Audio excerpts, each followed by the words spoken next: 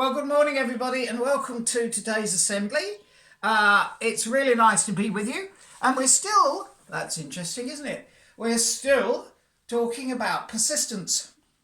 Now, my wife in particular likes to do crosswords. Here's a picture of a crossword. And if I bring it closer to you, which I'm going to try to do, you can see that it's all filled in except for one word right there in the middle, where there's a blank and an R and an I and some more blanks and an E and another blank. And that has not been filled in. Well, why is that? It's because Francis cannot work out the answer. So first we need to know the clue. Let's see. It's 22 down. And the clue says, deer, that's D-E-E-R, runs into patrol. Deer runs into patrol. And it has 1, 2, 3, 4, 5, 6, 7 letters. Well, Francis is a very persistent person, and this crossword appeared in a magazine last Thursday, so a few days ago now, and by Thursday evening she'd done all that I've just showed you. You can see all those clues have been filled in, except this one, this last one, this 22 down, and she could not do it. So she could have decided to put the crossword down and go and eat cake and have cups of tea and so on. But no, she continued to try to find the answer. Persistently, let me tell you. Now, if you're a crossword person, and your teachers might be able to help you with this, the little letter that's sometimes used to talk about runs in cricket is an R.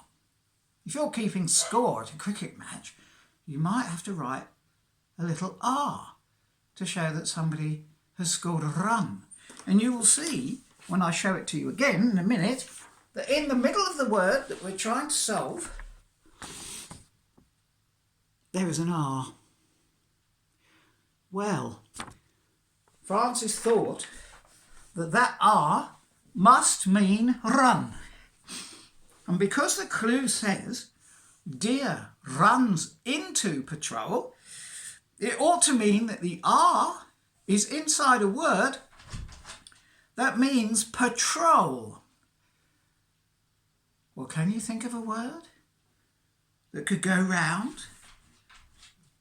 It's got to be blank I, blank, blank E, T. Well, we could not think of a word. So, luckily there are some books around. So there's this little dictionary called the Concise Oxford Dictionary, and here it is. And so we looked in here for various things that we thought might be the right word to go round the R, which would mean a deer. But we did not find any such word in this little dictionary.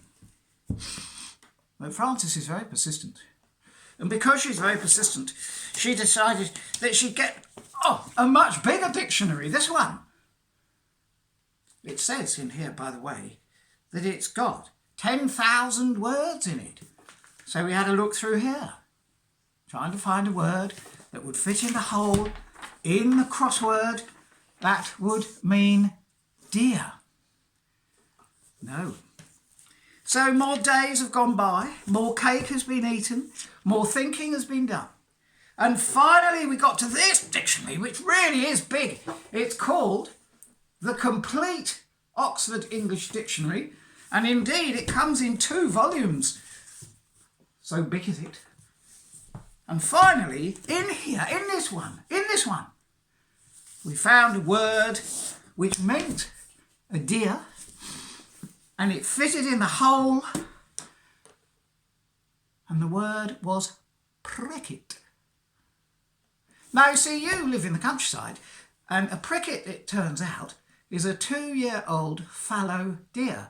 And some of you might know that, because there are deers around here. And some of you might know that a fallow deer is called a pricket, but we didn't know that.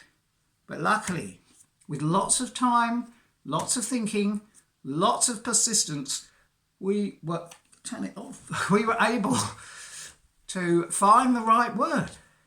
And so there's another example of how it is that you can, if you work hard and you think hard and you keep doing it, you can get the right answer. So now I can put it in. P-R-I-C-K-E-T.